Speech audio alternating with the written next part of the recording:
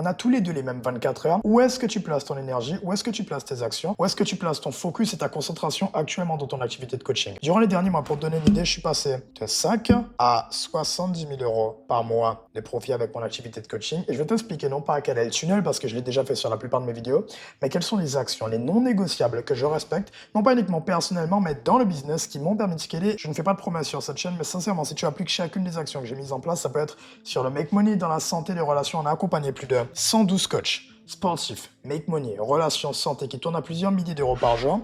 Le but de cette chaîne, c'est de t'amener à 50 000 euros par mois. Je veux faire en sorte que ce soit compliqué pour toi de ne pas atteindre cet objectif si tu appliques les actions que je vais te donner. Et la première action, c'est de supprimer, déléguer, automatiser. Actuellement, pour te donner une idée, ce week-end, je n'ai pas beaucoup travaillé, parce qu'il y avait Halloween. Entre dimanche et lundi, je n'ai pas travaillé du tout, j'étais dehors. Et pendant que j'étais avec des entrepreneurs, on était une soirée, il y a un entrepreneur qui se fait setter par mon setter, et en même temps, il y a des vidéos qui continuent d'être publiées. Le problème avec ton business actuellement, c'est que tu es en compétition avec des gens comme moi. Tu es tout seul en compétition avec des équipes. Tu es en compétition contre plusieurs humains, à toi tout seul, avec ton temps qui est limité. Ton temps est le bien le plus important, et l'argent est ton levier. Le problème, c'est que tu es en compétition avec du temps contre des personnes qui sont en compétition avec de la production de contenu et avec de l'argent. Donc, tu dois décorréler ton temps de combien tu gagnes actuellement. Parce que tu fais tout sur le business. Je peux parler que tu fais encore le montage vidéo, tu fais encore le setting, tu fais sûrement encore le closing, tu délivres le produit manuellement, tu n'as rien automatisé, tu n'as pas l'équipe, tu es tout seul. Et le problème avec ça, c'est que tu as besoin de travailler plus pour gagner plus. Sauf que tes concurrents ont besoin de produire plus pour gagner plus d'argent. Sauf que produire plus ne signifie pas que toi, tu travailles plus. Donc, supprime ce qui ne rapporte pas d'argent. Comment on le fait? C'est l'une des meilleures façons de gagner du temps sur l'entreprise. Je vais faire des A/B tests. Donc, je vais utiliser la vidéo A et la vidéo B. Je vais faire un test sur YouTube. Je vais tester une vidéo avec pas mal de montage, pas mal d'animation, de la musique en fond, des zooms, des dézooms. J'ai tout essayé. Et ensuite, on a fait des vidéos qui n'avaient pas de montage. Toujours la même chose. On a remarqué déjà en termes de performance générale que les vidéos avec montage et les vidéos sans montage avaient exactement les mêmes performances dans tous les cas. Que je fasse du montage ou que je n'en fasse pas, le nombre de vues est similaire. Ensuite, on a optimisé pour une métrique différente que j'appelle le CPV, c'est-à-dire le ratio entre le cash et le nombre de vues que je fais. Quel est le nombre de vues que j'ai fait sur la vidéo et quel est le cash que j'ai encaissé. Donc la vidéo avec montage, elle fait 600 vues. La vidéo sans montage fait 600 vues. Maintenant, quelle est la vidéo qui a le meilleur ratio entre les 600 vues et le cash que j'ai encaissé? Et on a remarqué de façon répétitive que les vidéos sans le montage rapportaient plus de cash. Donc on a répété sur ce qui rapporte du cash, évidemment. Le problème avec toi, c'est que tu ne traques pas assez et donc tu n'es même pas capable de savoir ce que tu peux te permettre de supprimer de l'entreprise actuellement. Supprime ce qui ne rapporte pas de cash. J'ai pas essayé de déléguer le montage, j'ai pas essayé de l'automatiser, ça ne rapporte pas d'argent, je l'ai supprimé. J'ai pas de monteur à gérer, j'ai pas d'humain à payer, j'ai pas de charge financière, j'ai pas de charge mentale, j'ai pas de charge en termes de temps, j'ai simplement supprimé cette action de l'entreprise. Ensuite, tu délègues ce qui ne peut pas être exécuté. Qu'est-ce que tu peux déléguer? Ce que tu dois déléguer assez rapidement pour passer un cap, tu dois déléguer le setting, tu ne dois plus le faire, tu dois déléguer le montage. Je vois beaucoup trop de gens que je connais qui veulent scaler, qui veulent monter à 30 000, 40 000 euros par mois et qui font du montage. Le temps que tu places sur CapCut à faire du montage, tu passes 2-3 heures par jour à faire du montage sur CapCut, c'est 2 à 3 heures que tu aurais pu placer sur des appels. 2 à 3 heures que tu aurais pu placer peut-être sur de la création de contenu. Tu places ton temps au mauvais endroit, ton temps est limité. Tu dois gagner le plus de levier possible et honnêtement, limite devenir plus fainéant. Parce que tant que tu fais trop dans l'entreprise, tu seras limité. Tu es l'ennemi de l'entreprise tant que tu fais tout, justement. Donc, délègue le setting, le montage, et également automatise à une VA pour traquer les KPIs et les points clés. D'ailleurs, c'est important que tu puisses comprendre ça. On va en parler sur la prochaine étape. Je ne vais pas te parler uniquement de taux de closing ou autre. C'est des métriques qui font la différence, sincèrement, qui m'ont permis de scaler, qui m'ont permis d'avoir la data la plus importante au centre de mon business. Et donc, une VA qui va traquer à ta place, le setting, honnêtement, peut être également automatisé. Ton onboarding peut être automatisé. L'automatisation, c'est pas juste avec de l'intelligence artificielle, ça peut être simplement quelque chose que tu faisais manuellement et que tu vas arrêter de faire. Il y a des personnes qui font leur onboarding beaucoup trop manuellement. Si tes clients dépendent trop de ton temps, c'est un problème. Comment ça se passe? Quelqu'un te paye? Qu'est-ce qui se passe? Quelles sont les prochaines étapes? Est-ce que ça dépend du fait que tu sois obligé d'aller envoyer un message sur WhatsApp, obligé d'aller envoyer accès au programme, débloquer les cours pour eux, leur expliquer qu'est-ce qu'il faut regarder? Non, automatise le tout. Trouve une position où tu filmes une vidéo, tu expliques quelles sont les prochaines étapes, comment te contacter sur WhatsApp, comment réserver les appels avec toi une fois par semaine, comment ça se passe sur l'espace formation, par quelle étape ils doivent passer sur l'espace formation, quelles informations ils doivent t'envoyer. Crée tout une fois, trouve une position, tu filmes une vidéo une fois et cette vidéo va servir aux centaines de clients que tu vas accueillir plutôt qu'avoir à répéter ce processus manuellement et à dire à chacun des clients quelle vidéo regarder, quel espace formation regarder, comment réserver l'appel avec toi. Crée-le une fois, diffuse-le des milliers de fois justement. Deuxième point, j'ai mis en priorité mon back-end. Je n'avais pas de data, je sais que c'est chiant, tu n'as sûrement pas de data. Quel est ton taux de closing? Quel est ton taux de cash collecté? Quel est ta LTV client? Quel est ton CPV?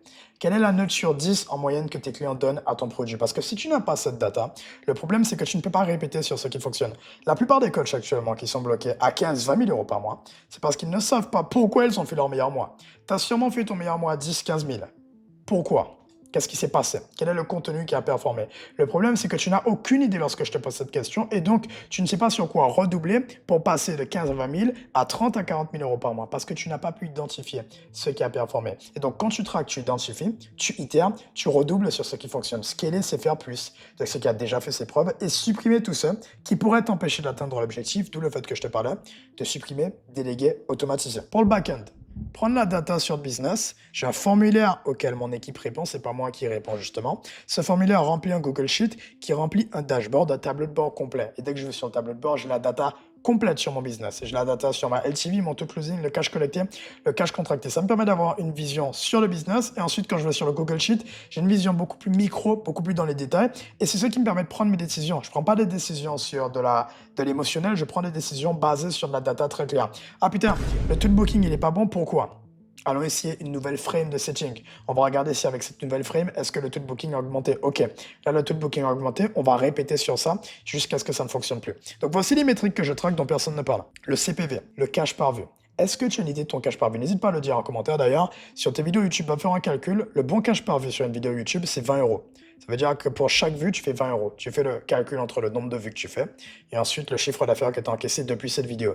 Chacune des vidéos YouTube doit avoir un lien Calendly différent ou un lien vers une VSL différente pour que tu puisses savoir d'où viennent les gens justement. C'est ce qui te permet de faire les calculs et de faire les mathématiques là-dessus. Ensuite, quelle est ta proposition unique de consommation? Lorsque quelqu'un te paye, crée un formulaire d'onboarding, un formulaire auquel tes clients vont répondre et demande-leur clairement pourquoi moi. Tu m'as payé moins pour mon coaching sportif, tu m'as payé moins pour mon coaching Make Money, tu m'as payé moins pour mon coaching en relation en santé, pourquoi moi? Et une fois que tu vas identifier ça, tu auras pas mal de réponses. Si je vais sur mon formulaire d'onboarding, allons voir ce que les clients ont dit. Ok, pourquoi avoir choisi mon programme plutôt qu'un autre? Tu as l'air vraiment unique et on a eu un bon feeling avec toi. Direct, brut, avec des strates émotionnelles, une structure que j'apprécie. J'étais happé alors que je savais au fond quel était le but dès le début de l'appel et ça m'a conforté dans l'idée que c'était bien fait. Transparence, honnêteté, authenticité et résultat. Tu es convaincant car je te suis depuis plus d'1 an, car je te suis pour la qualité de la valeur que tu offres gratuitement. Je me sentais concerné par ce que tu disais, par la simplicité de tes explications. Tu es plus authentique et tu t'inspires du marché des US et tu as l'air d'être en avance sur certains coachs. Donc, je t'ai donné qu'une partie, ça c'est même pas 10% des clients qu'on a accompagnés, mais je vais identifier un pattern. Les mots US reviennent souvent, le mot simplicité revient souvent, le mot honnêteté revient souvent. Une fois que j'ai identifié ça, je vais redoubler là-dessus parce que ma proposition unique de consommation, c'est mon élément différenciant qui permet de faire en sorte qu'on achète chez moi et pas chez les concurrents. Si je te demande pourquoi toi et pas un concurrent et que tu ne peux pas répondre à la question, ça t'explique littéralement pourquoi tu ne peux pas scaler. Parce que pourquoi toi? On ne peut pas. Pourquoi j'irai acheter chez toi si tu n'as aucune raison qui te différencie des autres, justement? Je vais aller acheter chez le concurrent qui vend moins cher que toi, qui a plus de modules que toi, ou le concurrent, tout simplement, chez qui j'ai une raison différente d'acheter chez toi. Tu dois sortir du lot. La plupart des gens se copient. Tout le monde est pareil. J'ai remarqué sur le marché des coachs, tout le monde a commencé à faire des vidéos de façon très tendu, avec la même présentation, avec le même langage. Les gens se copient, ils utilisent les mêmes mots-clés, ils utilisent le même langage. Ils ont tous les mêmes promesses, c'est ennuyant. C'est vu et revu. Sors du lot sur ta promesse, sors du lot sur ta proposition unique de vente, ce que tu vends, et sors du lot sur toi, humainement parlant, la manière dont tu t'exprimes et la manière dont tu t'habilles, pour que lorsque les gens tombent sur tes vidéos, ils se disent « Ok, j'ai jamais vu quelqu'un qui parle comme ça, quelqu'un qui parle de ça, ça m'intéresse, je m'abonne. Au moins, je m'abonne, et ensuite, je vais potentiellement m'intéresser à son offre. » Ensuite, quel est le pourcentage de booking une fois que ton setter envoie des messages? D'ailleurs, si tu veux comprendre mon tunnel encore plus dans les détails, regarde le lien en description, j'ai créé un protocole de scaling, tu pourras rentrer, tu mets tes infos, numéro de téléphone, etc. Et ensuite, tu vas recevoir mon protocole directement par email. C'est une vidéo que je fais, j'explique vraiment dans les détails comment casser les contraintes qui t'empêchent de scaler, dont la contrainte de booking, la contrainte de closing, la contrainte de volume d'appel. Sincèrement, ça vaut la peine. C'est le deuxième lien en description et le premier lien, c'est un lien pour booker un appel avec moi en one-to-one, si tu veux savoir un peu plus comment je peux t'aider précisément.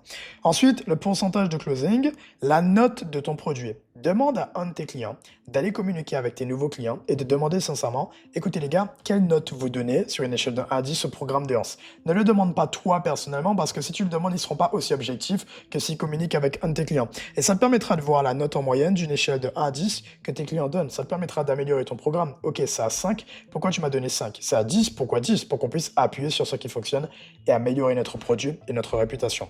Quelle est la LTV par client? La lifetime value que tes clients ont, et ensuite quel est le nombre de personnes dont on a SCP, donc de personnes qualifiées qui entendent parler de toi tous les jours. Quel est le nombre de personnes dont ton avatar client qui voit ton visage tous les jours et comment tu peux augmenter cette métrique parce que plus on te voit, plus tu gagnes. Le gagnant, c'est le plus visible. Ensuite, troisième point, la production de contenu quotidienne. Je sépare mon contenu par intention. La plupart des gens vont séparer leur contenu par format. Ça n'a pas de sens, honnêtement, parce que tu peux faire du contenu fast cam, du contenu podcast, c'est bien, mais quelle est l'intention derrière ça? Tu dois être intentionnel sur ton contenu pour convertir le plus que possible et le plus vite que possible. Quel est le temps que ça prend pour quelqu'un qui voit ta tête pour la première fois et le temps que ça va lui prendre entre voir sa tête, réserver un appel et acheter chez moi, justement. Donc, je fais du contenu de crédibilité où le but, c'est de montrer 30% du temps, moi, j'incarne le message, j'incarne la situation désirée. 70% du temps, eux, c'est-à-dire les clients. Ensuite, le contenu émotionnel, je vais m'appuyer sur la douleur spécifique de mon avatar. Plus tu seras spécifique sur la douleur que tu décris, plus tu pourras attirer ton avatar idéal. Parce que la plupart des gens sont trop larges dans leur message, ils ne connaissent pas assez leur avatar, et donc tu touches tout le monde. Tu n'as pas des gens qualifiés. Tu dois connaître ton avatar aussi bien que lui-même ne se connaît. Tu décris ses douleurs en détail. Ok, je veux perdre du poids. Ok, je veux gagner de l'argent. Pourquoi? Je veux gagner de l'argent pour prendre soin de ma famille. Pourquoi? Tu dois identifier. Une fois que tu as identifié ces douleurs et ces drivers qu'ils ont, tu en parles de ton contenu et tu touches ton avatar idéal et les gens se sentent concernés. Plus les gens se sentent concernés, plus les gens sentent que tu es spécifique, plus tu pourras avoir ces fameux 10 clients qui te payent 5, 10 000 euros et faire ces 50 à 100 000 euros avec très peu de clients. Tu n'as pas besoin de beaucoup de personnes, tu as besoin des bonnes personnes et des bonnes vues. Et ensuite du contenu d'éducation où je viens casser les croyances qui pourraient empêcher mon avatar d'acheter chez moi. Prenons l'exemple de Yumi Denzel. Ah oui, Yumi, je vais t'apprendre à faire du dropshipping, je vais t'apprendre à gagner de l'argent, à devenir riche. Tu n'auras pas besoin de faire de prêts, tu n'as pas besoin de budget. Première croyance cassée. Ah oui aussi, t'as pas besoin de matériel, t'as pas besoin de te filmer, t'as juste besoin de Wi-Fi, d'un téléphone et peut-être aussi, si tu peux, d'un ordinateur. Deuxième croyance, le matériel, le matos. Dernière croyance, t'as pas besoin d'avoir beaucoup d'espace, t'as pas besoin d'un bureau, tu n'as pas besoin d'une équipe, t'as pas besoin de devenir un businessman, tu peux tout faire depuis ta chambre d'étudiant. Donc la logistique. Donc il te rassure avec ça, et casse toutes les croyances qui pourraient t'empêcher d'acheter, parce que les croyances qui pourraient empêcher un étudiant d'acheter la formation dropshipping de Yumi Denzel, c'est « ouais, j'ai pas le budget, ouais, mais il va falloir faire un prêt, ouais, mais j'ai pas l'expérience, ouais, mais j'ai pas envie de montrer mon visage, ouais, mais j'ai qu'un téléphone, un ordinateur, j'ai pas grand-chose, ouais, mais il faut payer les produits. » Non, t'as pas besoin de faire tout ça. Tu peux démarrer, malgré le fait que tu ne fasses pas ça, ni ça, ni ça, ni ça, tu pourras quand même devenir riche comme moi. Et donc les gens passent à l'action. Une fois que tu as séparé ton contenu en intention, tu vas aller toucher un peu plus large. Donc déjà, juste pour te donner une idée, quand je parle de production de contenu, j'entends par là Instagram Reels, Instagram Canal, le canal Instagram, Instagram Stories, donc les séquences de story Instagram. Si tu veux comprendre mon tunnel un peu plus en détail, parce que j'imagine que tu ne sais peut-être même pas qu'est-ce qu'une séquence de story Instagram, va regarder mes autres vidéos YouTube sur la chaîne parce que je rentre dans les détails sur mon tunnel une fois que tu auras terminé cette vidéo évidemment. Et ensuite, vidéo YouTube, comme je le fais actuellement. Sur 10 vidéos, le ratio, c'est que je vais faire des vidéos top of funnel, middle of funnel, bottom of funnel, 4 top of funnel, 3 middle of funnel, et ensuite 3 bottom of funnel. Le top of funnel, c'est de rendre les gens conscients. Si par exemple, tu es coach, on va dire en boxe, ok? Je prends un exemple très très simple pour bien imaginer mes propos. Tu es coach en boxe, tu dois rendre les gens conscients que c'est important de se défendre. Donc, le top of funnel, c'est de dire, écoute, si tu es un homme en 2025, et que tu ne sais pas te défendre, tu perds en confiance en toi, tu perds dans ta masculinité, tu perds dans ta capacité à te défendre, c'est un problème. Et donc, tu rends les gens conscients du problème.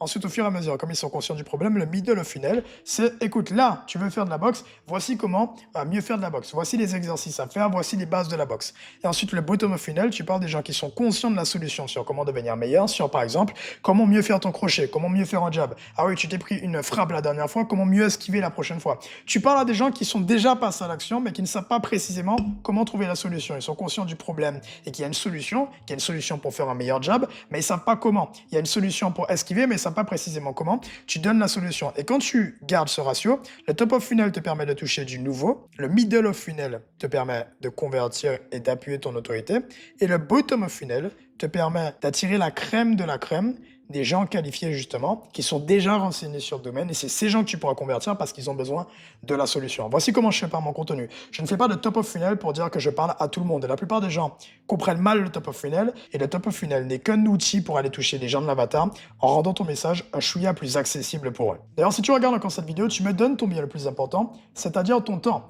Donc si tu veux savoir spécifiquement comment je peux t'aider toi, sincèrement, soyons honnêtes, tous les coachs qu'on a accompagnés, ça peut être coach sportif, coach make money, coach en santé, coach en relation, ont des problèmes spécifiques adaptés à leur niche. Non seulement le problème est spécifique, ça peut être un problème de volume d'appel, un problème de conversion d'appel, un problème de delivery, un problème d'humain, de délégation. Le problème déjà est spécifique, mais en plus, le problème est spécifique à ta niche. Réserve un appel avec moi si tu ne veux pas simplement être limité à des infos généralistes qui sont déjà pratiques, mais si tu veux aller plus loin, book un appel avec moi, on pourra faire le point.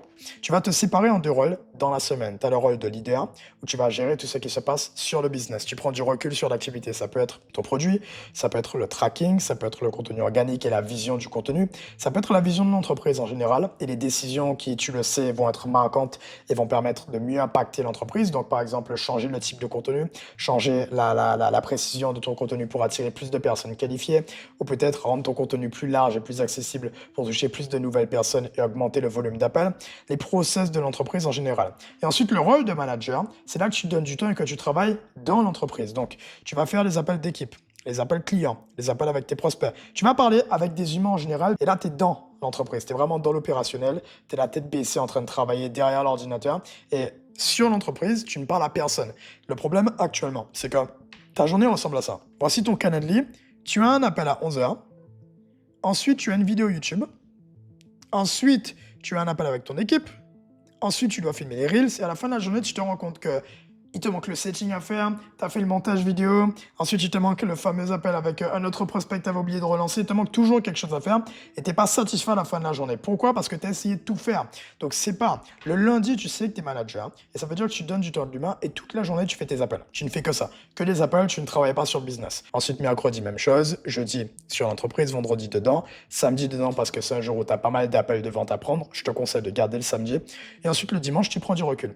Et c'est comme ça que tu peux avancer à un meilleur rythme puisque tu n'essaies pas de tout faire. Tu sais que le mardi, tu es 100% libre mentalement et que tu n'as aucun appel. C'est la paix, justement. Tu n'as pas un appel qui va te casser dans ton rythme de travail. Si actuellement, je filme une vidéo, j'ai encore des ads à gérer, j'ai encore des décisions à prendre, mais que j'ai un appel dans 20 minutes, je vais faire l'appel, ça n'a rien à voir avec ce que je fais actuellement, ça va interférer, après il va falloir que je me refocus. À peine tu as une notification, tu prends 20 minutes pour te reconcentrer. Imagine le niveau de focus, à quel point il est bas lorsque tu fais un appel, puis en même temps tu fais des vidéos, au final, tu es bon nulle part. Sépare bien tes rôles dans l'entreprise. Autre point important que je fais quotidiennement, c'est qu'on relance. Là, tu as ces appels Calendly, tu as close ce prospect, tu as close ce prospect, tu en as deux que tu n'as pas close. Relance les prospects amicalement pour un appel. Pour un appel amical, c'est pas un appel de vente, juste simplement dire, écoute, tu connais déjà mon prix, tu connais déjà l'offre, allons simplement nous refaire un appel pour faire le point, ça m'intéresse. Tu t'intéresses à eux personnellement, je peux t'assurer que ça fait la différence, parce que si tu ne relances pas tes prospects, tu avais peut-être 10 personnes qui t'ont dit non le mois dernier, et que l'offre à 5 000, tu perds 50 000 euros à ne pas relancer les prospects. Je n'ai aucune chaîne à relancer quelqu'un parce que honnêtement, si tu as la conviction que tu peux aider les gens, si tu as la conviction que ton produit est bien, pourquoi tu vas te gêner de relancer quelqu'un?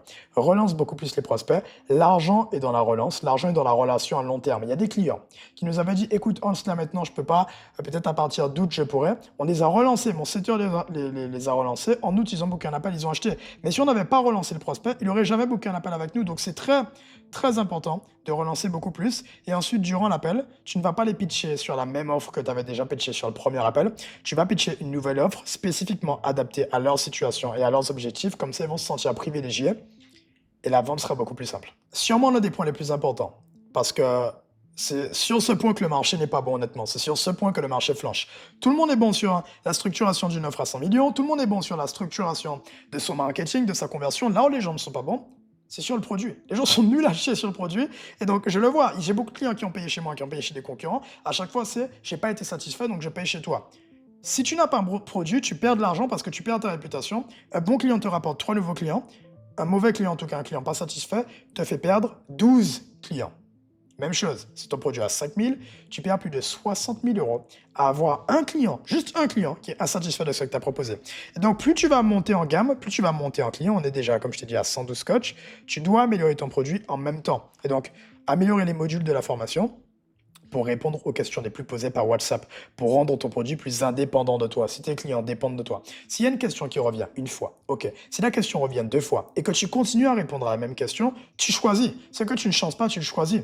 Donc, au lieu de choisir et de subir qu'on te pose des questions et que tu sois obligé de répondre manuellement avec ton temps, qui est ton bien le plus important, produis une vidéo où tu réponds à ce sujet en détail, que tu vas filmer une fois, mais que tu pourras diffuser pour des centaines de clients. Et quand le client te pose la question, tu le rediriges vers la vidéo et tu lui expliques qu'il pourra avoir une réponse beaucoup plus spécifique.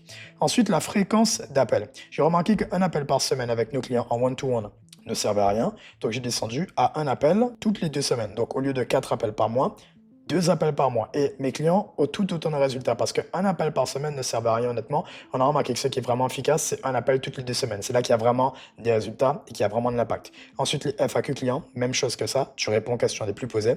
Et ensuite, un onboarding rapide. Lorsque quelqu'un rentre, formulaire 1, je récolte de la data avec l'intelligence artificielle. Ensuite, appel de kick-off, accès complet à notre espace formation où j'explique étape par étape quoi faire, où aller, quel cours regarder.